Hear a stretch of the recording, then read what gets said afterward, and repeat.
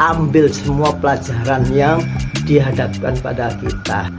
Karena baca 100 kali ya dawuh beliau itu belum tentu paham, karena tidak bisa satu frekuensi dengan cahaya yang keluar dari tulisan beliau.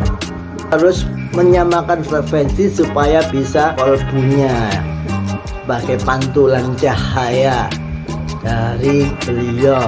Kalau dulu cahaya dari Kanjeng Nabi ke sahabat-sahabat, sekarang ya dari beliau, dari sahabat.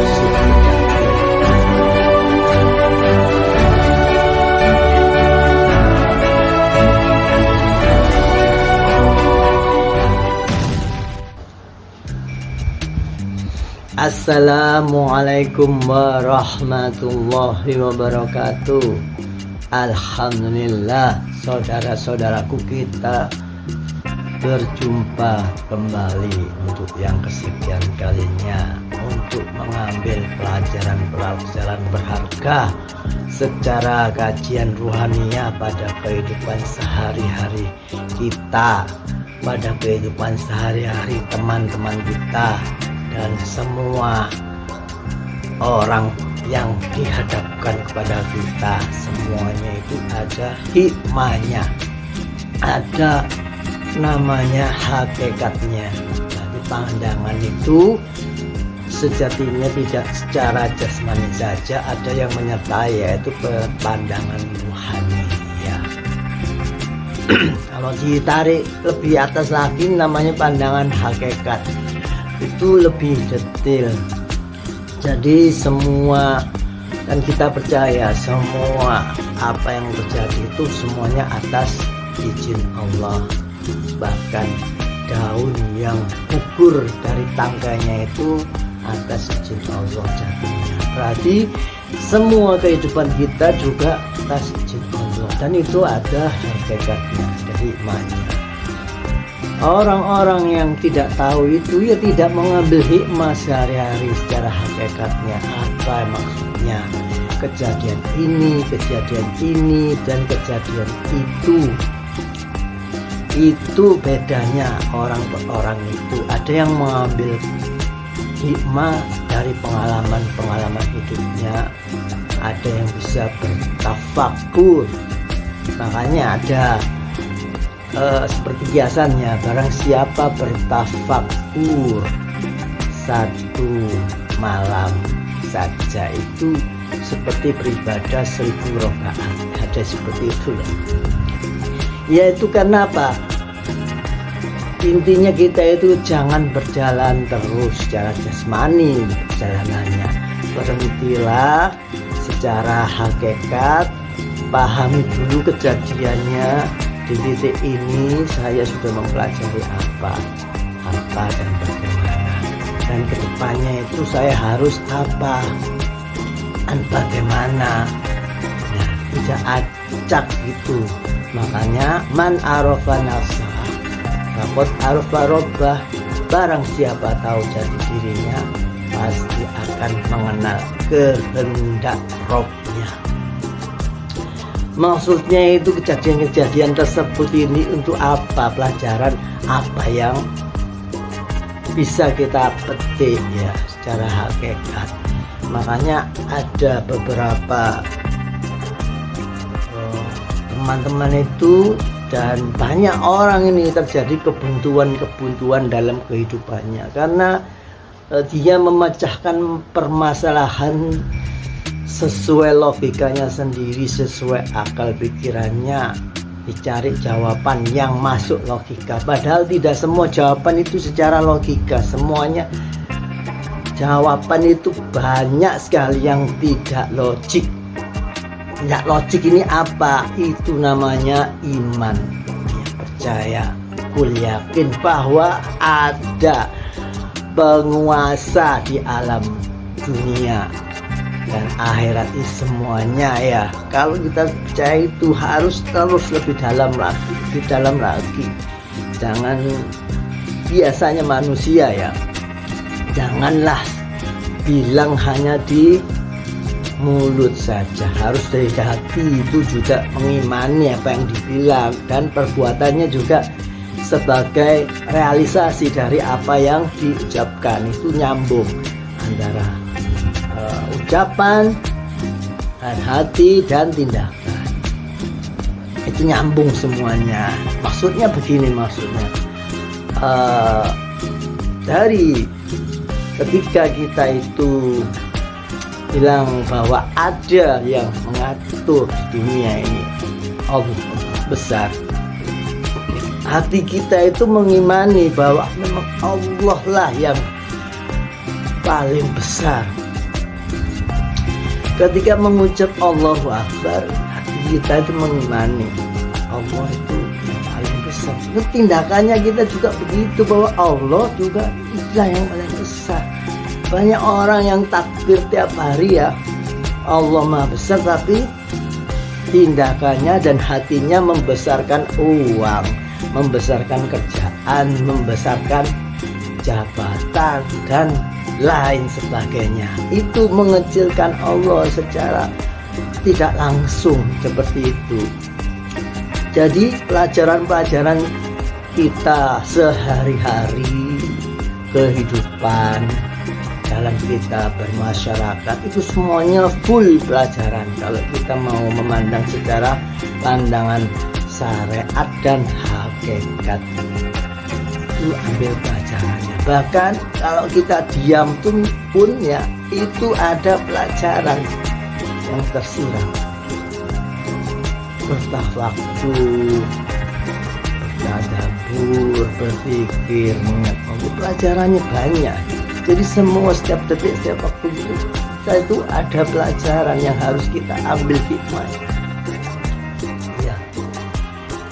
Zikir itu kan kita diajarkan guru untuk selalu berzikir ya. Karena begitu ulama-ulama, aulia-aulia itu ya, semuanya yang dikatakan bekerja itu lewat jalur zikir. Jadi bukan bekerja itu jasmani, dan seperti zikir. Ya, jangan membuat acara sendiri bahwa tanpa zikir akan bisa ini. Karena zikir itu adalah diperintahkan 24 jam. Ingatlah aku ketika duduk, berdiri, dan berbaring. Semua elemen kehidupan itu disuruh semuanya mengingat. Makanya zikir itu. Nah, zikir itu bukan wirid.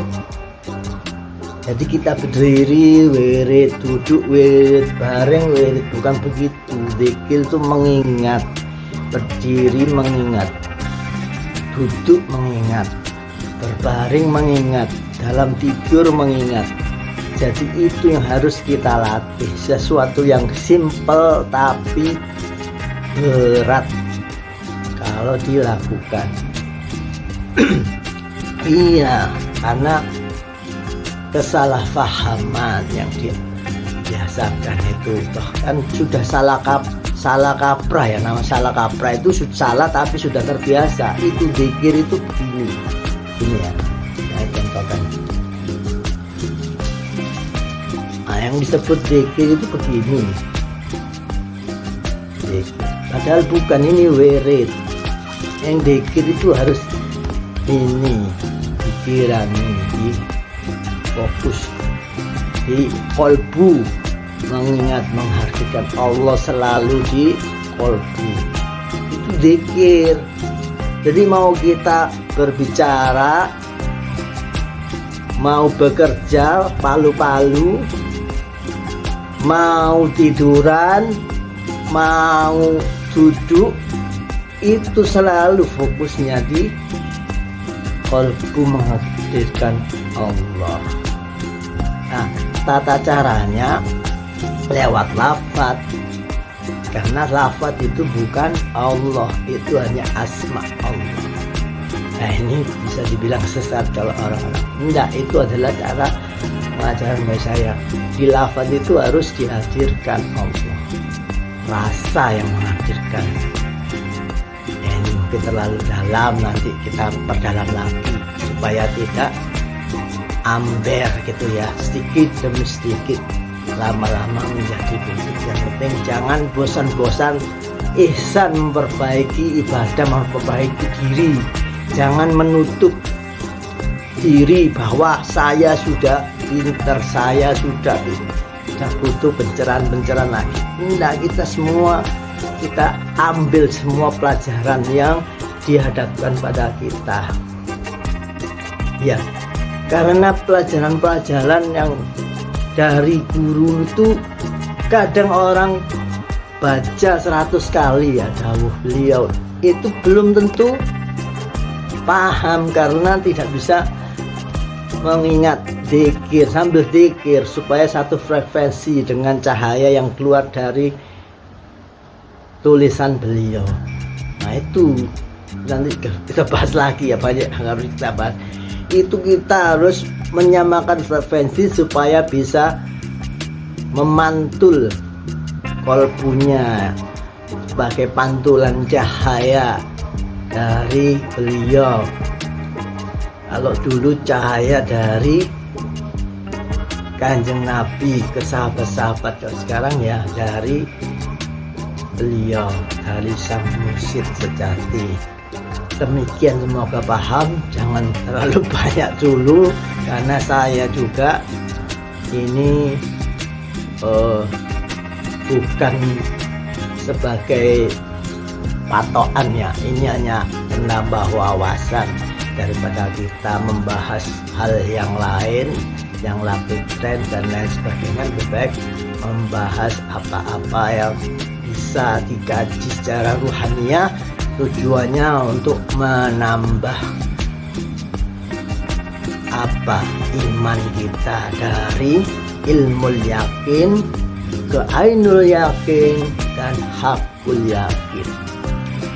Ilmu yakin itu apa? Itu ilmu yakin yang kita baca, ilmunya bagaimana, tata caranya bagaimana, dawuhnya bagaimana. Kemudian kalau ainul yakin itu kita dengar dari pengalaman-pengalaman orang lain bahwa yang mengalami kejadian itu begini menambah iman, itu masih ainul yakin, tembung jari katanya. Terus kemudian kalau panjenengan akan hakul yakin ketika mengalami sendiri, mengalami itu langsung bisa timbul keyakinan yang hakul yakin karena merasakan sendiri. Makanya orang yang bercerita pengalamannya merasakan sendiri banyak tidak dipercaya orang yang tidak merasakan. Demikian, wabillahi taufiq wal hidayah. Wassalamualaikum warahmatullahi wabarakatuh.